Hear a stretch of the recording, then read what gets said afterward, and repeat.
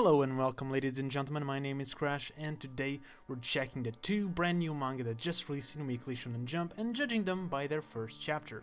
I did this before for the first batch of the year, link on the upper corner, and I'll be doing it for all the other batches that will eventually come. So if you're interested in that, yeah, stay tuned for that, and subscribe if that tickles your fancy. The first manga of this small batch is Aonoaku, or Blue Box, the story of Taiki, a badminton player who is deeply in love with a girl from the basketball team. So yes, this is a spellcon and a rom-com manga. This means that it fits two genres that Jump should be looking for to fill their roster. Yes, they just released 9 Dragons Ball Parade, but it's probably wise to have more than one spellcon to see which one sticks, because it's not certain that Ball Parade will be a hit at all. In terms of rom-coms, there are more solid picks, Ayakashi Triangle and Witch Watch. Two very different rom-coms from two established veterans with multiple successes in their portfolio. Now, that might be a scary position for Blue Box, as it seems to lean far more into the romance aspect than it does the sports, which seems to be more of a side thing, at least from chapter 1.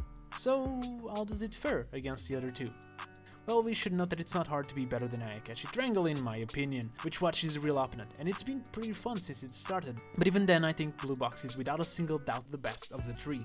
Now, this may seem a bit too early to be saying that, and maybe it is, but the first chapter really got me. There's a couple of things that I think the chapter did right from the get-go. The first one is that it's very adorable, and the art style just amps that up. It's not the best in the magazine, but there's a lot of panels of characters that are just really good, and it fits the style and the atmosphere of the manga perfectly. So I really wouldn't change the art style either way. But the one thing I really like is that you can really feel that passion that the boy has for the girl, which I think is missing from a lot of recent RMs and rom-com.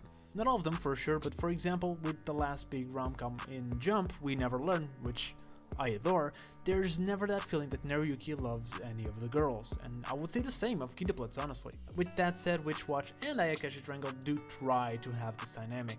I think in Witch Watch the love of Niku towards Morihito is played more for gags, which is fine. I think it works in the context of the manga itself. And with Ayakashi Triangle it doesn't connect with me, but I think that's more because I just downright don't like the characters. But there's this feeling that I almost forgot, to be honest, that I had while reading manga like Lavina, which was my first rom-com, and a couple of others. Change 1 to 3, Chico 100%, Good Ending, which is almost a nostalgic feeling of when I was in high school and I was in love. That feeling of pure genuine love from the main character towards someone that really makes me want to support them and be genuinely invested in the relationship between those characters.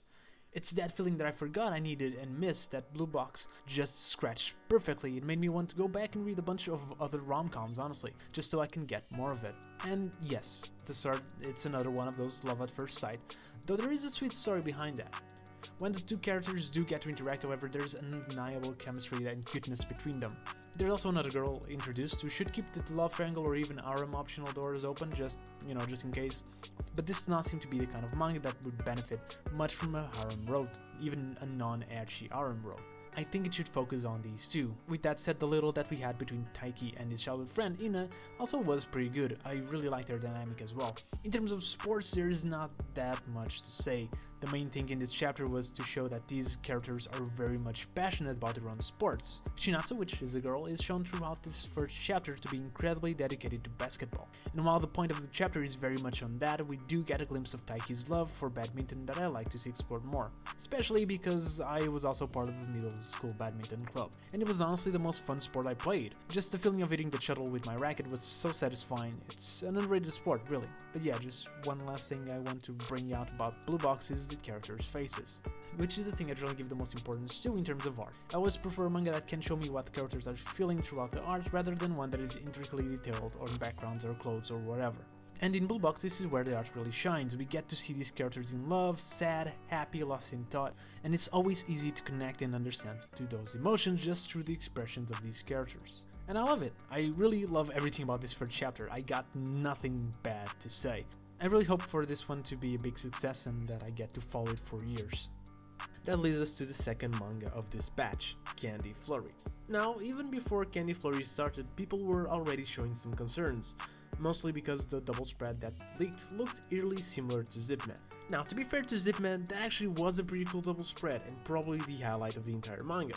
So to me, that really didn't seem like a bad thing at all. The important thing is how the actual manga was, and to that we didn't have any information yet. So now that the chapter finally dropped, was it really as bad as Zipman? Well, if we're counting first chapters, I actually prefer Zipman's. The story of Candy Flurry is about a world where magic sweets exist that grant sweet powers to people who consume it. And I'm not saying this is a One Piece ripoff, but it was indeed the first thing that came to mind. Everything seems to work kinda like a devil fruit, but more limited. Which is not necessarily a bad thing here. The manga has a core team of sweets and it sticks to that team. That's not bad at all. As a matter of fact, the reason why I was attracted to Build King's first chapter is because I was curious about the old Carpenter team and how the manga would use it. The thing is, in Candy Flurry, the candiness does not feel as unique as it could. Sure, we're only in the first chapter, but I would argue that this has the same problem Zipman had, actually. The double spread, in actuality, says it all. It's just another battle shonen. The battles so far don't feel different from other battle manga. Our main character, Tsugumi, is the lollipop user, and that means she has a glorified hammer. A very cool hammer, yes, but still a hammer. The other character we meet, the sweet police kid, Midori, has a giant fork, which is also a coolish kinda looking spear. And none of the other characters that we saw so far looked really that interesting. There is some potential to Candy Flurry. The thing is, the first chapter doesn't tap on that. And that's a big red flag that it may not tap in that potential ever. Maybe if the manga didn't take its theme as serious as it is and leaned a bit more on the gag aspect, maybe that would be a safe alternative. But it does seem like Candy Flurry is a pure battle shonen. I would like this manga to do well, but for that it needs to improve. It's one of the weakest looking battle shonen first chapters since Our Blood Oath, and Our Blood Oath was a giant mess, so things aren't looking well for it. So, do I think that Blue Box and Candy Flurry are a fair exchange for Phantom Seer and Build King? Well, I would definitely trade them both for Blue Box, as I'm just in love with that first chapter and I think it's going to be one of my favorites going forward. As for Candy Flurry, I don't think it was the best. I would rather just keep Phantom Seer, honestly. I don't think Candy Flurry will do as well or be as liked as Phantom Seer was, but you know, in 20 weeks we're probably gonna be talking about its replacement anyways. So yeah, if you watched it till here, thank you very much, and I'll see you next video.